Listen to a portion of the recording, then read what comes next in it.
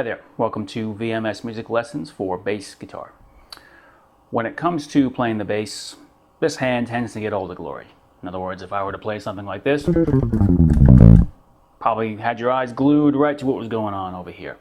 But as a bass player, it's very important that you learn that so much of the expressive power of the bass comes from what's going on with this hand. So, let's take a look at why that is and what you can do to experience it for yourself. The thickness of these strings should tell you that the bass is a pretty powerful instrument. What I mean by that is that these heavy strings can withstand quite a lot of force.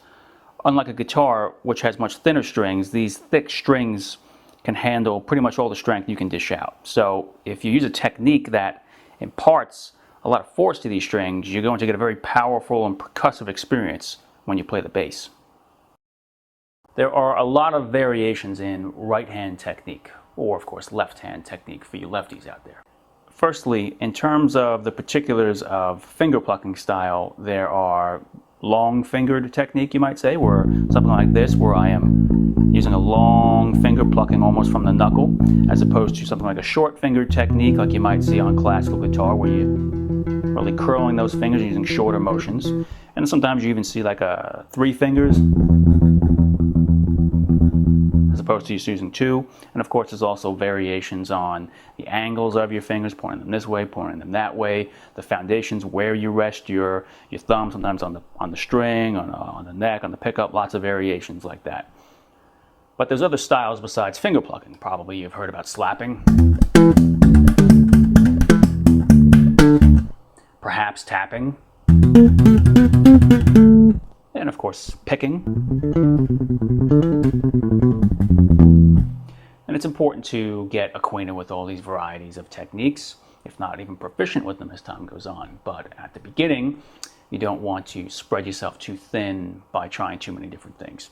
So I'm going to have you focus on a finger plucking technique, and more specifically, a long fingered plucking technique to get you started with. It is my primary technique, you might say, and therefore the one I'm most qualified to teach you. And if nothing else, it's a technique that has been employed by such renowned players as Jaco Pastorius himself. And if you don't know who he is, you definitely want to do a little online search and find out what he's all about and give yourself some inspiration. Foundations are key for us. If you look at my technique here, I want you to notice 2 things. First, my thumb is resting on what we call the pickup here. It's one spot. My arm, as you see over here, is resting on top of the bass. These are your foundations, your thumb and your forearm. Establishing your foundations is going to be your first task. Your arm doesn't have too much place where to go. I'm just going to rest it up top. We'll get to some more details about that in just a moment. But your thumb, you actually do have a couple of options. These black things here, if you don't know what they are, they're called pickups. You might have only one of them, but typically you do have 2. I'm resting my thumb obviously on the pickup, but you could also rest it on the neck up here, or even a thumb rest if you have one and know what that means. But either pickup or on your neck is probably going to be your best bet. The one thing you don't really want to try to do right now is rest your thumb on a string, and especially multiple strings as you move around. Get one spot for your thumb and keep it there all the time. There's some slight differences, of course, to where you position your thumb. If you're going to go over here and pluck a little bit, or over up here and pluck, there's differences in tone and string tension. But let's not get too caught up in that just yet. And no matter that you're not making a lifetime decision here, you could always change things as time moves forward. It's very important that your thumb doesn't bend as you play. You want to keep your thumb straight. Keeping your thumb straight is going to give your fingers room to swing. If you bend your thumb and try to swing your fingers later on, it's going to be like trying to swing a sledgehammer while standing in a closet, something like that. So give yourself room to swing those fingers by keeping that thumb straight at all times. As for your arm, like I said, there's not too much variation for you to do, but what you really want to watch out for is that you're never resting on your wrist. You're never pulling back like this and resting on your wrist or close to your wrist. Get in the middle of your forearm, which is going to allow your thumb room to swing out like that. You don't want to collapse your space and have no room to swing these fingers. On your forearm like this, which will give your thumb room to stick out, kind of like that. When it comes to the fingers themselves, I want you to notice two things. I mentioned already that we're going to be using a straight fingered technique, not a curled fingered technique like this.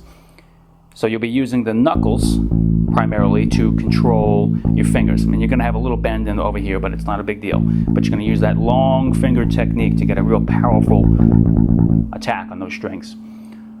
Also notice that the fingers cross my thumb instead of aligning with the thumb like this. They cross over it, so you have this kind of alignment between your thumb and your fingers.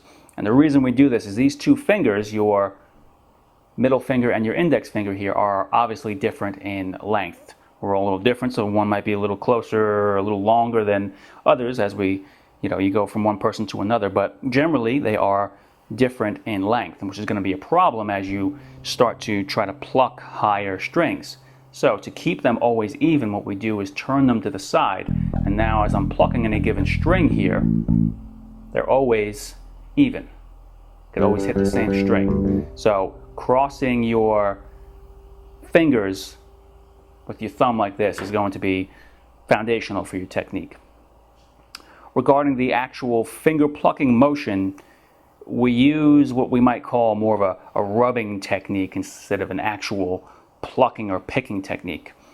Think of how you use your finger when smearing paint or something like that. You have this kind of smearing or rubbing motion going on here. You don't want to scrape the strings, which will be how you would basically be playing if you have a curled finger. If you are in fact using a straight finger, your finger should be rubbing the string almost. We're still going to call it finger plucking though, just to avoid any kind of confusion.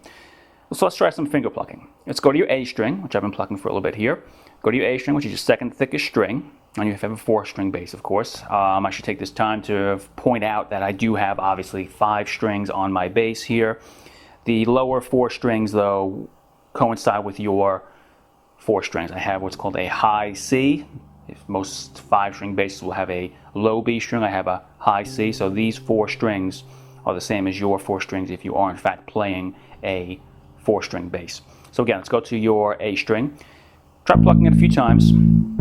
If you're plucking correctly, your fingers should be landing on the E string. If you're not, if you're hooking that finger and using a short finger technique, you're probably going to be skimming past. In fact, you might even accidentally be plucking 2 strings at once. If you pluck the string correctly, you should be landing on top of the E string. Same thing goes for the D string. If you pluck that one, you should be landing onto the A string. Stick with the A string for now though. So when you pluck that finger, pluck that string with your finger, you should be landing onto the E string.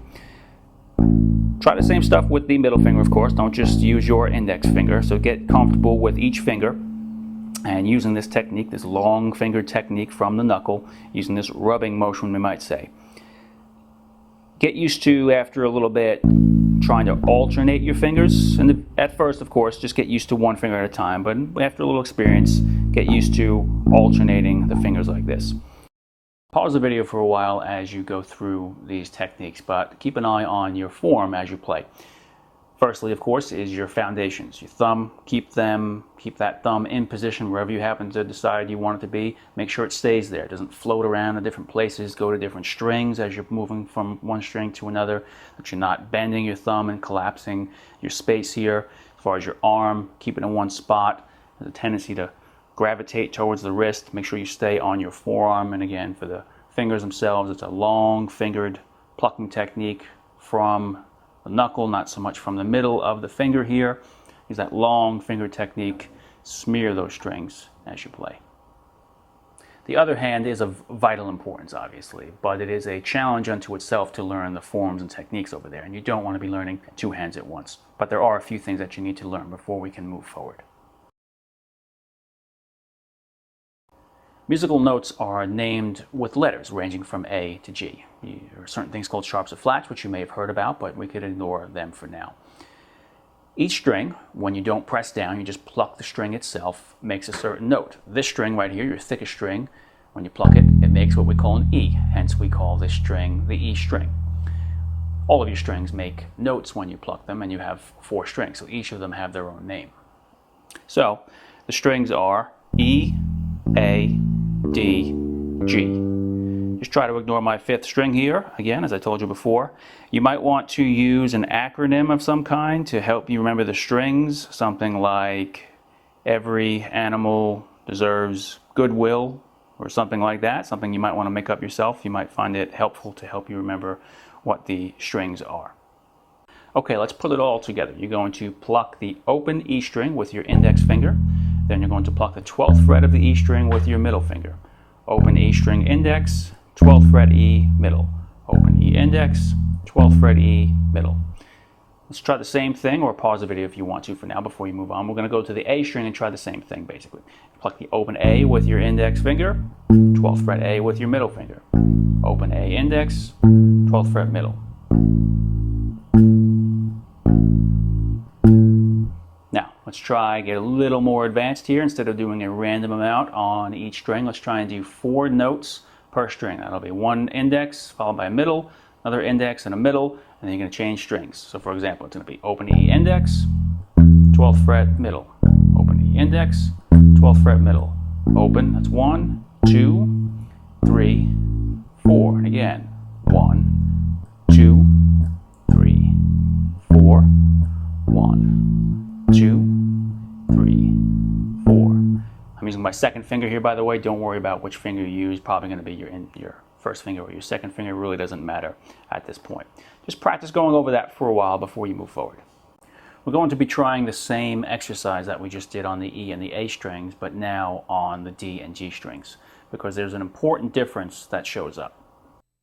You need to angle out as you move higher with your fingers. What I mean by that is, as you pluck from your initial position, as you proceed to the higher strings, your fingers are moving in an angled position like this as you move higher, instead of going straight up, something like this. And the reason is, if you angle your technique, you're going to be able to maintain all the form that you want, as opposed to when you go straight up, what happens is the tendency is to bend your thumb like this to reach, and you're going to wind up restricting how much room you have to swing your fingers. And of course, you're going to now lose that evenness from these 2 uneven fingers. Notice again, the middle finger is sticking out past the index finger, as opposed to here, how they're both on that same line. To do this, you're going to need to pivot or swivel on your foundations to make your hand move into a higher position. Again, as I'm moving higher, you can see as I'm moving back and forth. If I were to give you a faster example, a more quicker motion across the strings, you could see that motion back and forth a bit more obviously. Move your hand into position and get ready for the D string. What I mean by that is keep your foundations in place, keep your thumb in place, your forearm up here. Don't bend your thumb. Set your 2 fingers on the D string, crossing your fingers across your thumb here, and pluck the open D with your index and 12th fret with your middle finger, just like we did before. Practice that a little while, then go ahead and try the same thing on the G string again, pivoting up to there with your thumb and your forearm remaining in place. So make sure as you go to these higher strings that you don't bend your thumb to get up higher and flatten your technique. So on the G, open index, 12th fret middle, open 12th. Practice that string for a little bit. When you're ready, of course, as we did before, you're going to do 4 notes per string going back to back.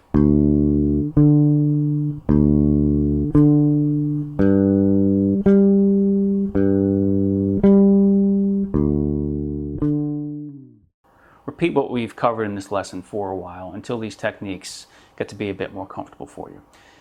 If you're finding that your thumb is bending on you as you're going to higher strings, or you're moving back to your wrist, or you're not using the long fingered technique that I've spoken about here, then you're just not ready to do anything but the limited amount that we've done in this lesson. But after a short time, you certainly will be able to do things a little differently. Give a little variation going on. For example, you might want to do 2 opens and 2 12 frets, or play faster, kind of like I'm doing here. There's so many possible variations that you could do just between an open and a 12th fret. I'm not going to go into all the possible combinations of opens and 12th frets and coordinating which ones with which kind of fingers here, index or middle. There's so many different things you could do. Just begin to experiment with it a little bit, have some fun with it, and just get more and more comfortable with what these techniques entail. After we've had a chance to go into some rhythmical exercises, some rhythmical work for a while, we'll come back to this exercise, but with the rigors of rhythm involved. So for now, just take your time getting used to what you've learned in this lesson.